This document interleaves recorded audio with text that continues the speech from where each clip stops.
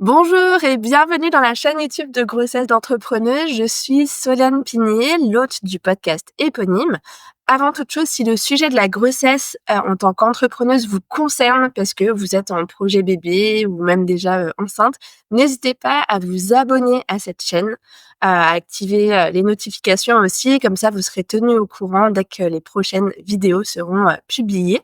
Au fil des semaines, vous allez découvrir des histoires d'entrepreneuses qui nous partagent comment leurs grossesses ont impacté leur business. Mon intention, en fait, en faisant circuler ces retours d'expérience, c'est de vous permettre de faire des choix empouvoirés pour que la grossesse soit synonyme d'opportunité pour votre business. Vous allez découvrir ici un extrait, une pépite d'une de ces interviews. L'idée, en fait, avec ces vidéos plus courtes que le format podcast, c'est de vous proposer le meilleur du meilleur des échanges avec mes invités. Et puis, qui sait, ça vous donnera peut-être aussi l'envie d'écouter les interviews dans leur intégralité au format audio. Je vous en dis plus à la fin de la vidéo. Mais sans plus tarder, je vous laisse avec la pépite du jour. Alors, je me souviens très bien. Je me suis réveillée pour, prendre le petit déjeuner donc c'était un lundi matin, je crois. C'était un jour de semaine, avec, Léon et Adrien. On prend le petit déjeuner et là, je commence à avoir des tiraillements au niveau du ventre. Ouais, je pensais pas forcément à des contractions, mais je me dis: «Bon, on va voir». Donc je dis à Adrien: «Est-ce que tu peux amener Léon?» Et moi je me recouche. Voilà, il a amené Léon à l'école et lui, il est allé au travail. Le travail qui était juste à côté de la maison, heureusement. Et là, je me dis: «Bon, je vais prendre un bain, on va voir un peu si ça va passer et cetera». Et là, j'étais toujours à San Francisco et j'ai une amie qui est sage-femme ici en France. Et donc je commence à lui envoyer des messages et cetera. Et elle me dit tout de suite, elle me dit: «Tu devrais 1 appeler ton hôpital et 2 tu devrais commencer à chronométrer. C'est à combien de temps, sont tes contractions?» Et en fait, très rapidement, elles se sont rapprochées et elles étaient très constantes. Et elle m'a dit: «Il faut que tu partes». Donc là, j'ai appelé Adrien, il est venu me chercher. OK. Donc cette fois-ci, parce que pour le premier, vous aviez prévu, de rentrer, en France. Cette fois-ci, tu avais prévu un accouchement, Aux aux États-Unis. États-Unis. Tu étais déjà dans le bon pays, Ouais, et tu avais un suivi médical sur place? ouais. Oui, oui, OK. ouais. Suivi médical depuis le début, voilà, voilà. Et puis à l'américaine, hyper cadré, tous les tests, enfin vraiment, hyper pro. Et voilà, et donc je les ai appelés, ils m'ont dit: «Vous venez tout de suite». L'hôpital était un petit peu plus loin qu'à Paris. Il y avait peut-être un quart d'heure de taxi et là ça a mis peut-être une demi-heure, il y avait des bouchons. Et donc là, c'était allé extrêmement vite aussi. Le temps que j'arrive, j'étais, dilatée à 9. Et là, j'ai pas eu le temps d'avoir une péridurale et donc j'ai accouché d'un petit Oscar de 31 semaines et qui est parti, tout de suite en réanimation. Donc là, je l'ai pas vu. Je l'ai pas vu, il y a qu'Adrien qui l'a vu. Il a crié, donc voilà, on savait qu'il était vivant, mais c'est tout. On n'a rien su d'autre. Et après nous, ils se sont occupés de moi et puis après on est dans une chambre. Mais très rapidement, ils sont venus nous voir. Alors ça, je sais pas comment c'est en France, mais la beauté de la communication à l'américaine, ils sont incroyables avec ça. Voilà, tout de suite, ils nous ont rassurés en nous disant que ça arrivait, qu'il y avait aucune culpabilité à avoir de la part de la maman et cetera, que c'est des choses qui arrivent, que c'est comme ça, qu'il faut, que le bébé allait bien. Il a juste pas fini sa croissance et il va falloir qu'il reste à l'hôpital pour finir, sa croissance dans des bonnes conditions. Ils nous ont dit que, dès que le bébé était prêt, on allait y aller, on pourrait aller le voir et ce qui était le cas. Je sais pas, j'ai vraiment pas eu l'impression d'attendre longtemps.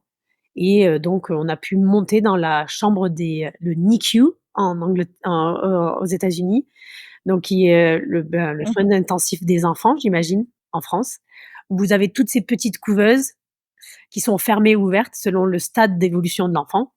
Et donc notre petit Oscar était dans une couveuse, donc fermée et alors intubée. Ça, c'était quand même vachement moins marrant, parce que le fait que j'ai accouché aussi rapidement, ils ont pas pu me faire la piqûre, d'adrénaline, tu sais, normalement je crois que c'est d'adrénaline, ouais, pour, faire ouvrir les alvéoles du poumon.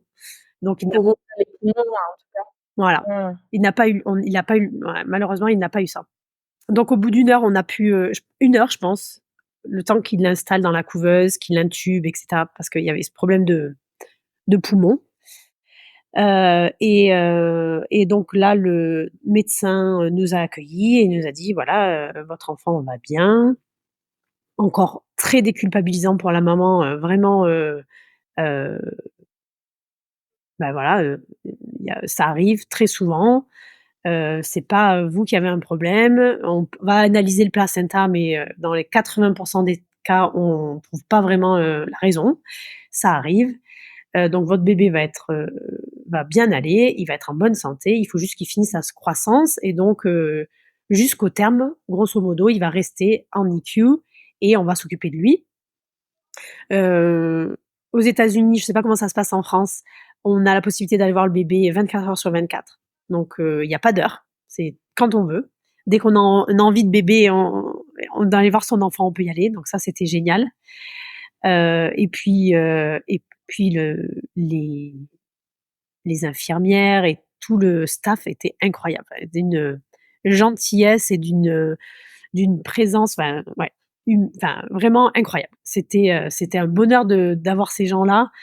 Ça rendait la situation, tout à fait acceptable et j'avais, vraiment aucun problème. Bon, j'avais le cœur un peu serré de partir tous les soirs, mais heureusement qu'ils étaient là parce que ça rendait la chose, voilà, supportable, on va dire. Mmh. Et c'est la question que j'allais te poser. Du coup, toi, tes suites de couches à toi, combien de temps tu es restée, à l'hôpital après ton accouchement et comment se sont déroulés, bah, les mois, Ouais. entre l'accouchement et le terme? Alors, heu, aux États-Unis, c'est très court, c'est 2 jours à l'hôpital et ensuite les parents rentrent, à la maison et il y a pas possibilité de rester à l'hôpital auprès de l'enfant. Mais par contre, vous pouvez y aller 24 heures sur 24. Donc Mmh. on a pris la décision avec Adrien que, je reprenne pas le travail et que vraiment, pendant ces 2 mois, je sois, entièrement disponible pour Oscar et lui aussi. Je crois qu'Adrien a eu 1 mois ou 1 mois et demi et donc on allait à l'hôpital, le 2 à 3 fois par jour, en fait. Il y en a un qui faisait le matin et l'autre le soir et puis vice versa. OK. Et concrètement, comment ça se passe alors quand on décide de pas reprendre le travail, alors qu'on n'a pas vraiment pu anticiper, un démarrage de congé maternité aussitôt? Ouais. Comment tu as fait avec tes clients en cours? Comment ça s'est organisé d'un point de vue professionnel? Ouais, ils ont tout de suite en fait, ils ont été, assez remarquables parce qu'ils ont compris la situation dans laquelle on était, heu et que dès qu'il y a de l'humain comme ça ou ouais, un problème aussi important, il y a eu j'ai aucun client qui m'a dit: «Mais comment ça? C'est pas possible, là tu me mets dans une situation pas possible». Ils ont tous compris, enfin vraiment, c'était plutôt l'inverse, c'était: «Aucun problème, prends tout le temps que tu as besoin. Si tu as besoin de nous, on est là». Enfin voilà, c'était des, ouais, très, heu, ouais, toute la communauté en fait, est autour de vous pour vous aider dans ce genre de situation, sachant qu'on n'avait pas de famille et tout ça, quoi. Donc tu as mis en pause tes prestations. Est-ce que tu as redirigé vers d'autres, personnes qui pourraient Ouais. prendre ton relais? D'ailleurs, qu'est-ce que tu avais prévu niveau congé maternité cette fois-ci? Aux États-Unis, c'est un petit peu différent, d'en France aussi, d'un point de vue, indemnisation, d'un point de vue durée et cetera. Donc, comment est-ce que tu avais eu envie, en théorie déjà, Ouais. de t'organiser? Puis, tu nous raconteras aussi en pratique, ce que tu as vraiment fait. Mais déjà à la base, qu'est-ce que tu avais prévu? Donc à l'opposé de la France, aux États-Unis, il n'y a rien pour les indépendants. Donc de toute façon, je le savais. Donc on avait anticipé, Mmh. voilà, on avait anticipé, cette situation. Donc je savais que pendant mon congé mat, je ne toucherais strictement rien.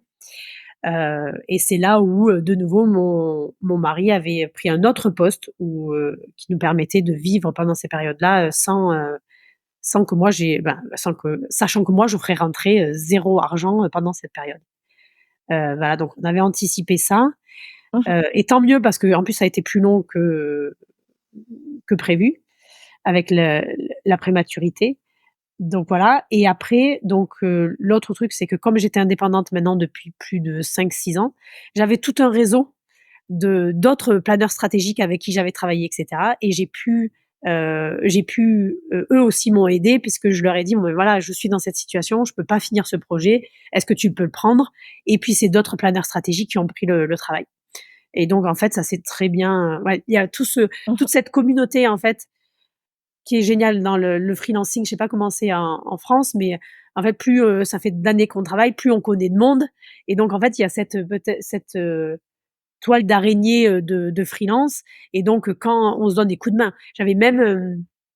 J'avais un groupe qui est super bien, à San Francisco, de planeurs stratégiques de San Francisco, et il y en a un autre qui est, tous les États-Unis, qui s'appelle Women Who Strategize, et c'est pareil, c'est que de l'entraide, et ça c'était vachement utile parce que je me suis pas du tout sentie seule dans cette situation. Si cette pépite vous inspire, n'hésitez pas à écouter l'interview dans son intégralité sur le podcast donc Grossesse d'entrepreneuse. Pour ça, il y a plusieurs options. Vous pouvez l'écouter directement depuis une application de podcast sur votre téléphone, par exemple Apple Podcast ou Spotify. Je vous mets le QR code à l'écran pour que ce soit facile à retrouver. Il suffit de scanner avec votre téléphone et puis comme ça, voilà, ça s'affiche directement. Ou bien vous pouvez aussi écouter directement sur le site internet de Grossesse d'entrepreneuse. Je mets l'URL juste ici, pour écouter depuis un ordi, une tablette ou même encore une fois un téléphone. Les liens cliquables sont en description de la vidéo évidemment. Voilà pour aujourd'hui et puis à une prochaine pour une nouvelle pépite de Grossesse d'entrepreneuse.